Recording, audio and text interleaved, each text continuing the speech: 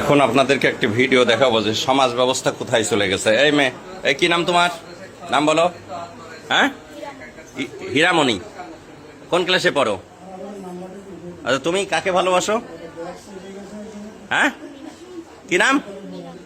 এই মিনাজুল কোনটা? এই দেখো নায়ক।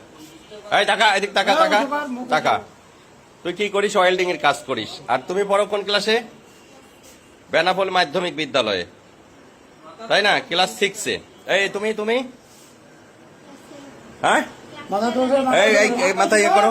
তোমার বয়স এত হয়নি। কি নাম তোমার? তুমি ক্লাস 6-এ পড়ো? 7-এ।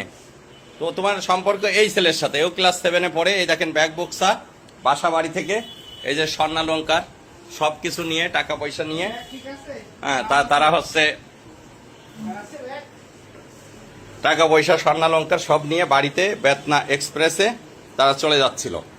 বেতনা এক্সপ্রেসের আমাদের এই যে জয়নুল ভাই, তার কাছে টিটিরা সবাই সোপর্দ করেছে। পরে আমার বাড়িতে নিয়ে আসছে। এখন প্রয়োজনীয় ব্যবস্থা গ্রহণ করা হবে। ছবিটা একটু তুলে ধরো একবার সবাই। এটা অবশ্যই অভিভাবকরা এই মুহূর্তে আসবে। অভিভাবকদের আসার পরেই আমরা আইনগত ব্যবস্থা যেটা হয়। খুবই দুঃখজনক এই সমাজ ব্যবস্থা কোথায় চলে যাচ্ছে।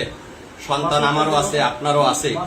সন্তানদের প্রতি আসলে অভিভাবকদের খেয়াল রাখার পরেও সম্ভব হয়ে ওঠে না সবার। ওই একটা মেয়ের বাবা থাকে বিদেশ, আর এটা ক্লাস 7-এ পড়ে, তারা একই স্কুলে পড়ে, আর একটা ওয়েল্ডিং এর কাজ করে, খুবই অল্প বয়স্ক, যেটা মানে ভাবা যায় না। তারা অলরেডি বাড়ি থেকে পালায়ে তারা হচ্ছে এখন চলে যাচ্ছে। কোথায় যাওয়ার উদ্দেশ্য ছিল? কোথায়? এই খুলনা। কোথায় খুলনায় যায়? কি উদ্দেশ্য ছিল বল দিনি? কি পরিকল্পনা করেছিলি বল, কথা বল। কি পরিকল্পনা করছিলি? কি পরিকল্পনা করছিলি?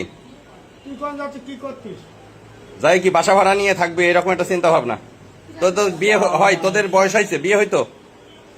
বল। অযথা তো পুলিশকে তোরা হয়রানি করতি। যাই হোক ভিউয়ার্স, এই হচ্ছে সমাজের অধঃপতন। ভালো থাকবেন সবাই। আসসালামু আলাইকুম।